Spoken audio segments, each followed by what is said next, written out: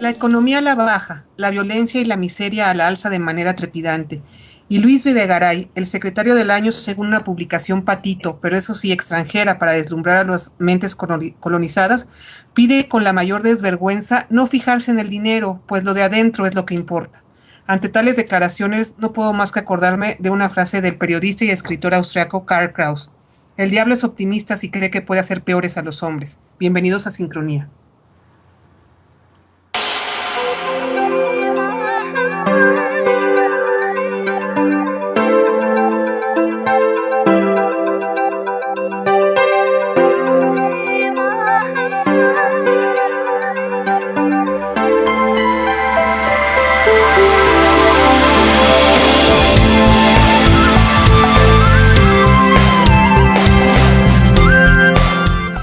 Buenas noches, bienvenidos a Sincronía este lunes 26 de mayo del 2014, transmitiendo desde la Ciudad de México, esta gran ciudad por el momento llena de lluvia y de temblores. Ya nos dijeron ahí los expertos de la UNAM que, bueno, no es necesario, no es seguro que vaya a haber ese gran terremoto que ha estado circulando en la atmósfera de la opinión pública.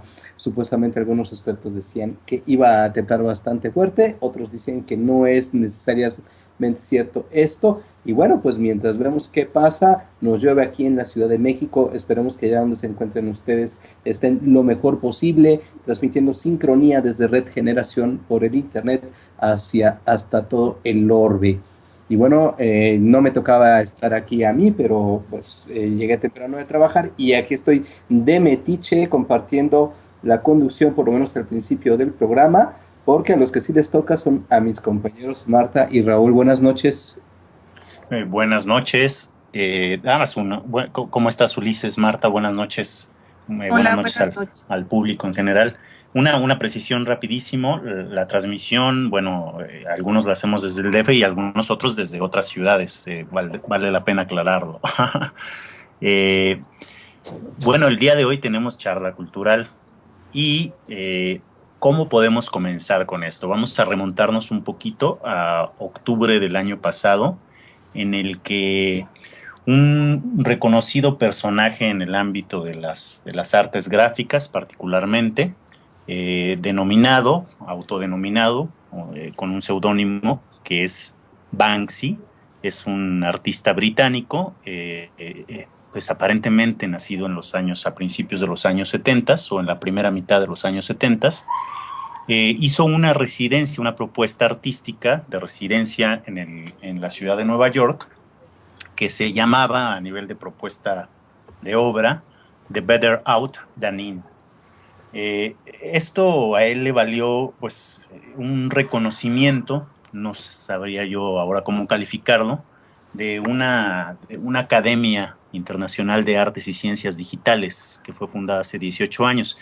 Esta academia da unos premios que se llaman Web by Awards, que son el reconocimiento a lo mejor que se hace en Internet, ¿no? En muchos sentidos, por eso se llama Web by, el web de, ¿no? El web.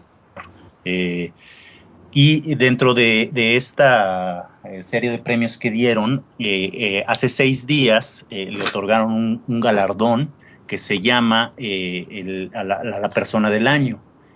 Como era de imaginarse, este polémico personaje no asistió a recoger ningún premio.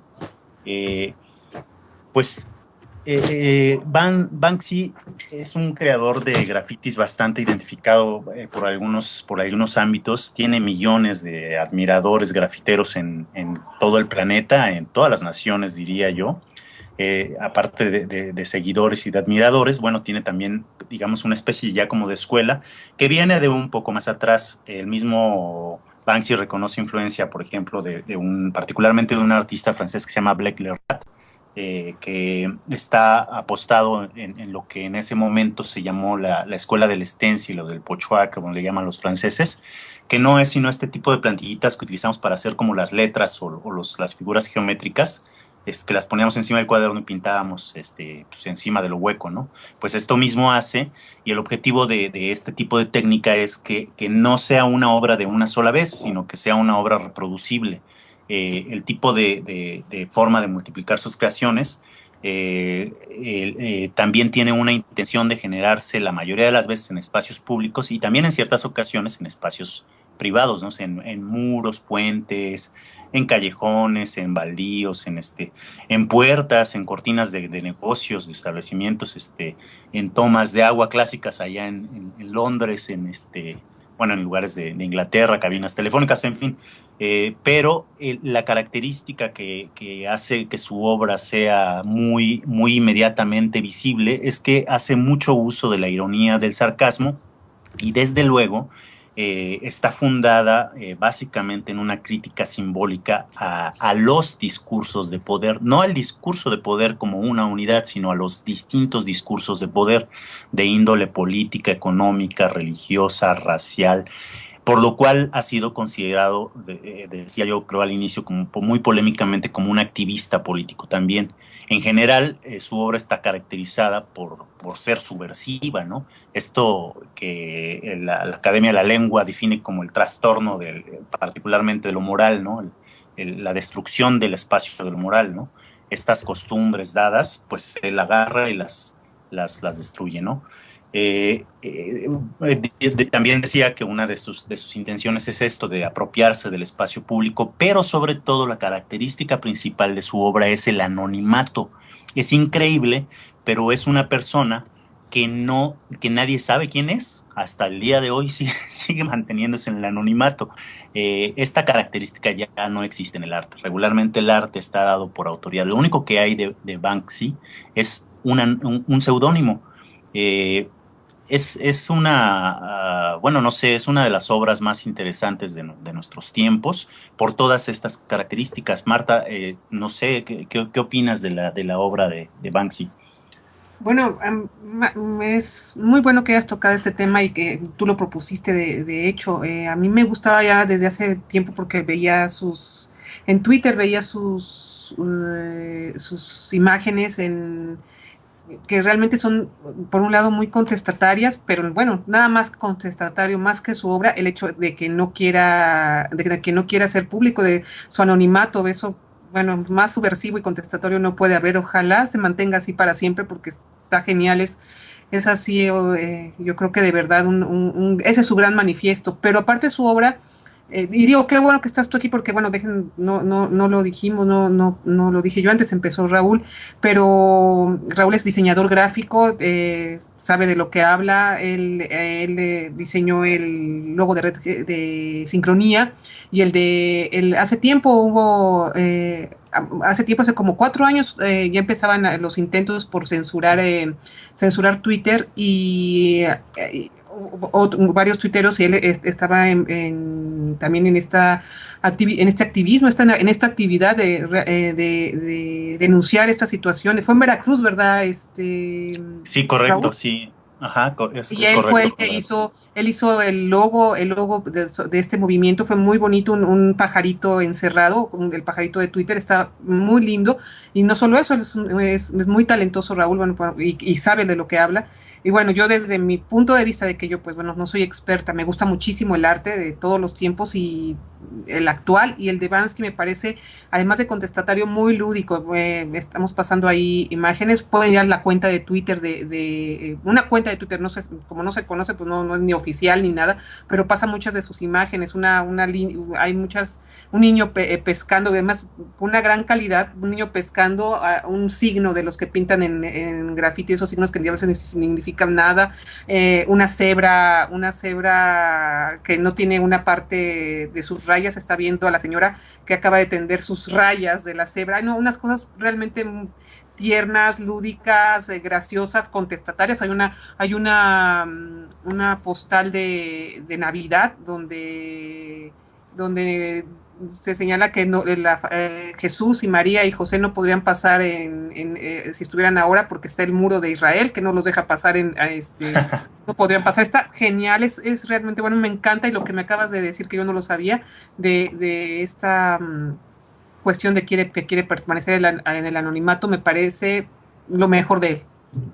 Mira, hay una cosa que sucedió en Nueva York que fue muy curiosa, ¿no? Incluso hasta el mismo alcalde pudo en un momento dado llegar a incomodarse con su presencia. Una de las partes que fue muy representativa de su estancia ahí es que realizó un ensayo de arte. Él tenía como la consigna en su propuesta de hacer diario una obra y transmitirla a través de diferentes medios de redes sociales, particularmente Instagram y algunos otros blogs personales que él creó para ello. Y dentro de esa propuesta también lanzó un ensayo, ¿no? Lo propuso al New York Times para su publicación y el periódico lo rechazó porque en ese ensayo define como aburrido el edificio que construyó en el lugar donde, o la construcción que hicieron en el lugar donde cayeron las Torres Gemelas. Decía que eso es algo que pudieron haber construido en Canadá, y lo peor de todo es que proclamó que pues claramente ganaron los terroristas, así como esto está tan mal hecho, tan aburrido, que pues claramente es una muestra de que ganaron los terroristas. Pues lo que le ganó, pues las antipatías de un gran sector de la población, incluso aquellos que simpatizan con su obra, pues por considerar que pues como un inglés se atreve a decir ese tipo de cosas respecto a un tema tan delicado en Nueva York, ¿no? Por otro lado, bueno, pues pues es muy claro que este tipo de modelos de propuestas artísticas, para mí, yo le daría una pequeña explicación, a ver ustedes cómo la ven, ¿no? Yo digo que utiliza un modelo idéntico, un modo muy parecido o muy semejante a la herramienta de control, a la fundamental herramienta de control implementada por las cúpulas del poder económico, que es la especulación como un detonante. Pero en este caso no es un detonante de riqueza financiera, sino de riqueza significativa. Es decir, aquí, por ejemplo, cabe mucho recordar la obra de Jean Baudrillard, denominada La economía política del signo, ¿no? Tratar de reasignarle valores inversos o invertir los signos, asignarle un significado inédito, distinto, distorsionado, para lograr desestabilizar el discurso de lo dado. Pero aquí entra en juego una cuestión. Es un artista que ha generado mucha polémica y es muy criticado porque sus obras han llegado a venderse en cientos de miles de dólares. No se sabe si él ha participado en esta vendimia o no, pero en efecto se han recortado muros completos para hacer este tipo de subastas, hasta en Sotheby's, ¿no? En los lugares estos. Entonces, ¿cuál es el juego del ejercicio del poder? Lo que se intenta, esta es otra buena forma de concebirlo para mí, es enajenar. Entra en enajenar su obra y entra en juego aquí un recurso de neutralización de su discurso subversivo, en donde lo que procuran es, a través del consumo de un valor financiero especulativo, la obra pues ya no importa tanto como discurso, sino que importa más como un objeto de valor pecuniario. Entonces, mientras más cuesta la obra, más vale un artista. Esto es lo que siempre nos han dicho del arte, ¿no? Entonces, Van Gogh y Modigliani y todos los artistas, bueno, pues terminan a final de cuentas siendo neutralizados por el poder financiero en el momento en el que son subastados, en el que son valuados, en el que su valor artístico está dado a través de un valor económico. Él no ha estado exento de esta condición, pero dada su condición de anonimato, dada su condición de obra pública, porque no tiene derechos reservados, ni mucho menos, es imposible saber si verdaderamente él está detrás de esto o no. No hay manera de saberlo. Entonces, es un juego desde cierta perspectiva bastante interesante, pues que no lo excluye, digamos, del mercado del arte de ninguna manera, pero que al mismo tiempo también le permite seguir fungiendo como un símbolo verdaderamente subversivo, mucho más que otros artistas, aunque se proclamen demasiado críticos, ¿no? Desde este lado del anonimato, bueno, pues sí es posible que no seas una persona, sino verdaderamente un símbolo que está cuestionando al poder. Ahí es donde yo veo algo sumamente interesante de él. Pues sí, Raúl, pero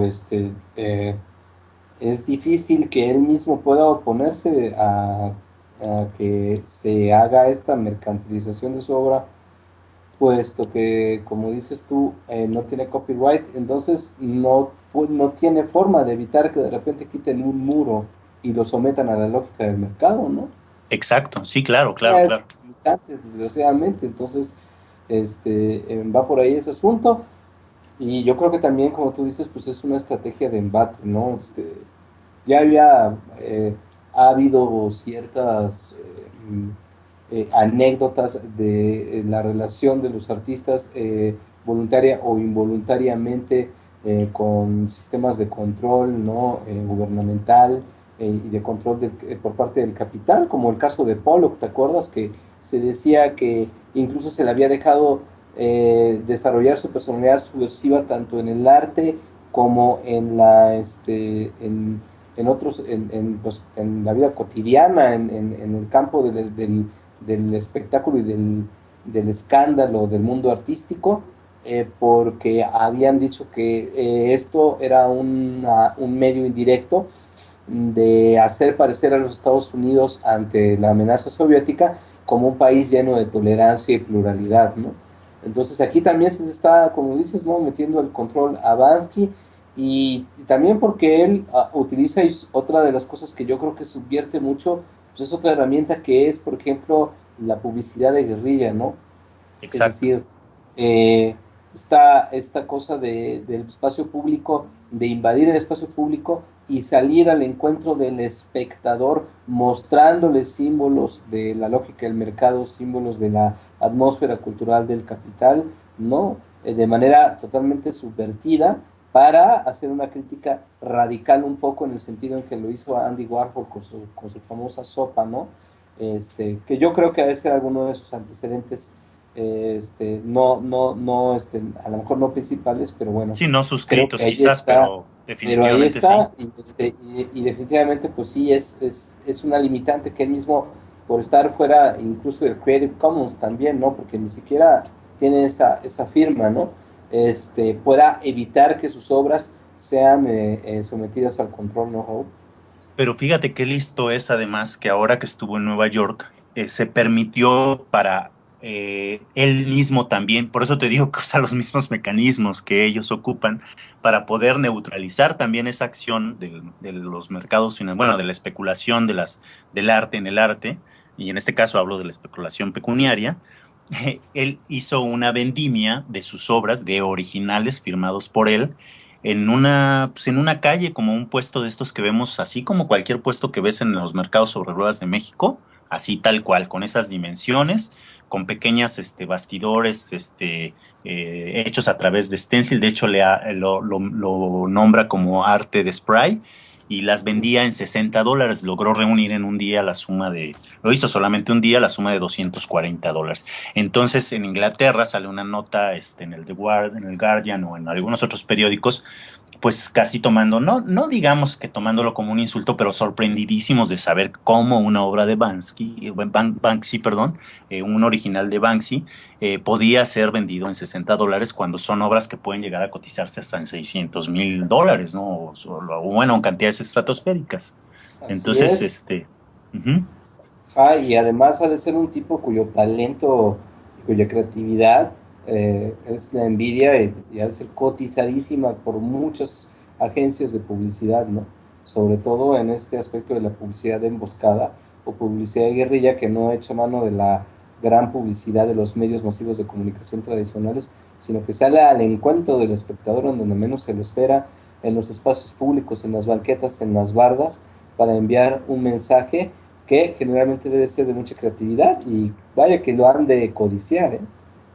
Sí, de hecho, comúnmente hay comentarios como que es el más cotizado, criticado, admirado, el más perseguido, el más comentado, y hace cosas así tan extravagantes como, por ejemplo, meterse en sombrero y gabardina a un museo y colgar obras suyas al lado de grandes obras de arte, en donde pues de alguna manera hay una especie de juego entre la obra en donde cuelga, o sea, la obra que está colgando con la obra famosa, y bueno, otras cosas tan solemnes, quizás desde otra perspectiva crítica, como llenar de grafitis y de obras suyas el muro de Gaza. Bueno, no todo el muro, ¿no? Pero algunos sectores del muro de Gaza, hacer este tipo de situaciones, pues lo han posicionado en este tipo de ubicación de la que tú hablas, ¿no? Como muy inasible, y sí, en la punta de lanza de algo que no saben cómo controlar, y que al mismo tiempo quisieran o desearían tener como un arma o una herramienta pues de uso, ¿no?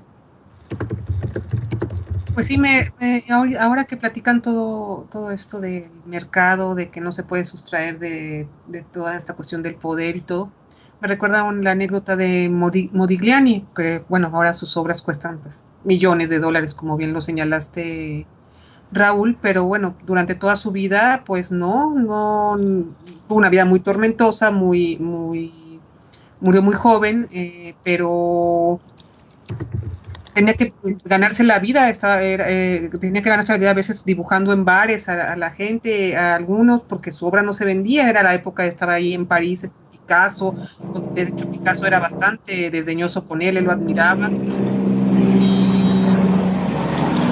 lo admiraba mucho,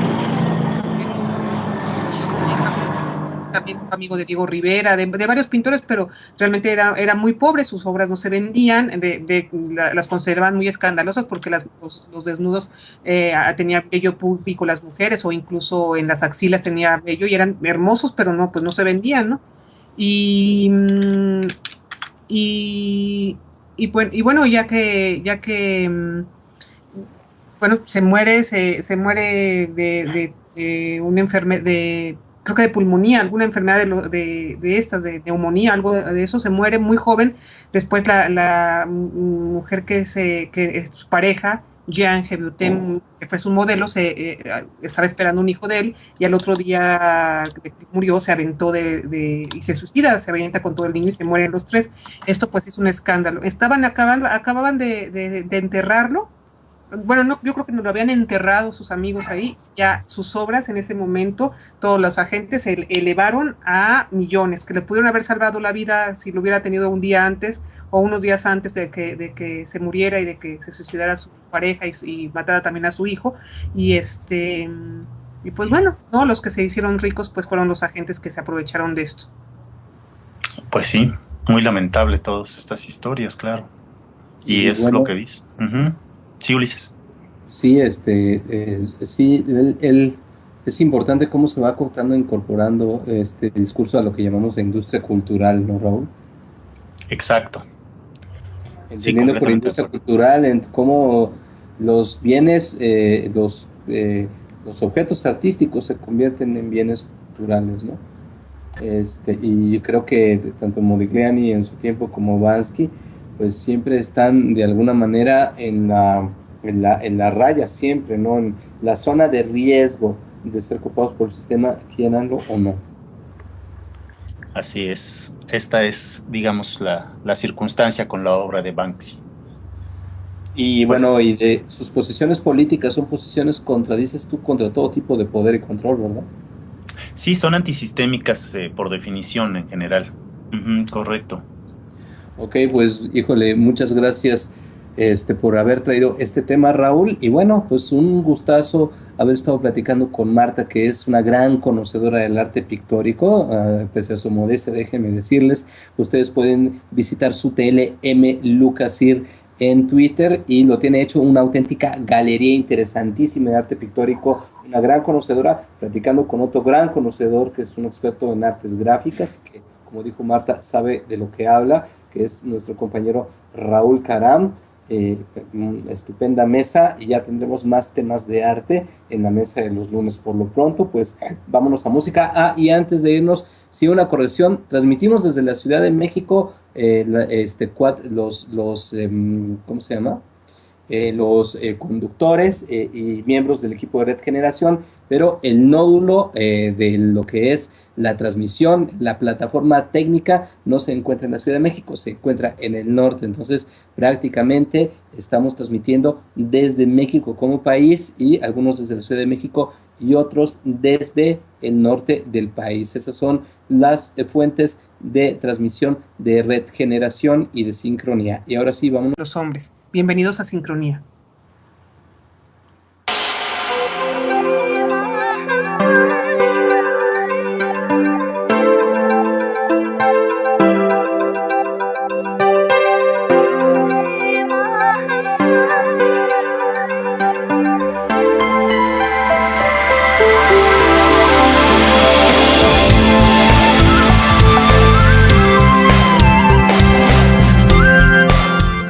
Buenas noches, bienvenidos a Sincronía este lunes 26 de mayo. Algunos lo hacemos desde el DF y algunos otros desde otras ciudades, vale la pena aclararlo. Bueno, el día de hoy tenemos charla cultural y ¿cómo podemos comenzar con esto? Vamos a remontarnos un poquito a octubre del año pasado, en el que un reconocido personaje en el ámbito de las artes gráficas, particularmente, autodenominado, con un seudónimo que es Banksy. Es por posible, transmitiendo sincronía desde Red Generación por el internet hasta todo el orbe. Y bueno, no me tocaba estar aquí a mí, pero pues llegué temprano de trabajar y aquí estoy de metiche compartiendo la conducción, por lo menos al principio del programa, porque a los que sí les toca son a mis compañeros Marta y Raúl. Buenas noches. Buenas noches. ¿Cómo estás, Ulises? Marta, buenas noches. Hola, buenas noches. Al público en general. Una precisión rapidísimo, la transmisión, del 2014, transmitiendo desde la Ciudad de México, esta gran ciudad por el momento llena de lluvia y de temblores. Ya nos dijeron ahí los expertos de la UNAM que, bueno, no es necesario, no es seguro que vaya a haber ese gran terremoto que ha estado circulando en la atmósfera de la opinión pública. Supuestamente algunos expertos decían que iba a temblar bastante fuerte, otros dicen que no es necesariamente cierto esto. Y bueno, pues mientras vemos qué pasa, nos llueve aquí en la Ciudad de México. Esperemos que allá donde se encuentren ustedes estén lo mejor.